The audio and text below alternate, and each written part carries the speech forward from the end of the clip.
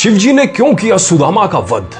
क्या आप जानते हैं श्री कृष्ण के बचपन के दोस्त सुदामा का एक ऐसा स्वरूप भी था जिसकी वजह से भोलेनाथ को इनका वध करना पड़ा था। दरअसल स्वर्ग के गोलोक में सुदामा और विराजा दोनों ही रहा करते थे। वहीं सुदामा विराजा से प्रेम करता था, लेकिन विराजा कृष्ण से प्रेम करती थी। एक बार विराजा और कृष्ण एक दूसरे में लीन थे, तभी वहां राधा आ गई। फिर क्या होना था? विराजा को श्री कृष्ण के साथ देखकर राधा ने विराजा को गोलोक से पृथ्वी पर निवास करने का श्राप दे दिया। इतना ही नहीं, कुछ कारणों के चलते उन्होंने सुदामा को भी पृथ्वी पर निवास करने का श्राप दे दिया, जिससे उन्हें स्वर्ग पर पृथ्वी पर आना पड़ा।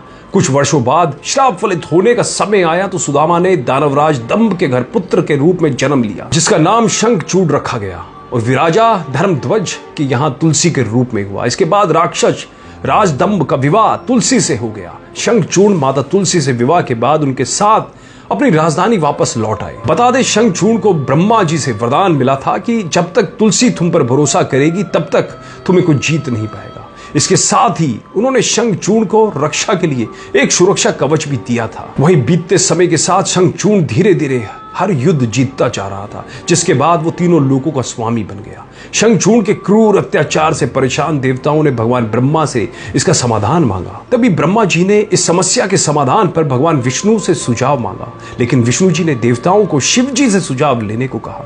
देवताओं की परेशानी को समझते हुए शिव जी शंखचूड़ से युद्ध करने के लिए अपने पुत्र कार्तिकेय जी और गणेश जी को इस युद्ध के लिए मैदान में उतारा। इसके बाद भद्रकाली ने भी अपनी विशाल सेना के साथ शंखचूड़ से युद्ध किया, लेकिन शंखचूड़ पर भगवान ब्रह्मा के वरदान के कारण वध कर पाना काफी मुश्किल हो गया था। और आखिरी में भगवान विष्णु युद्ध के दौरान शंखचूड़ के सामने प्रकट हुए और उनसे उनका कवच मांगा, जो उन्हें ब्रह्मा जी ने दिया था। शंखचूड़ ने तुरंत ही कवच भगवान विष्णु को दे दिया, जिसके बाद भगवान विष्णु उस कवच को पहनकर मां तुलसी के सामने शंखचूड़ के अवतार में पहुंच गए।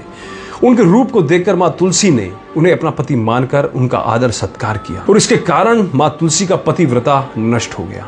पत्नी तुलसी की पतिव्रता में शंखचूड़ की शक्ति बसी थी।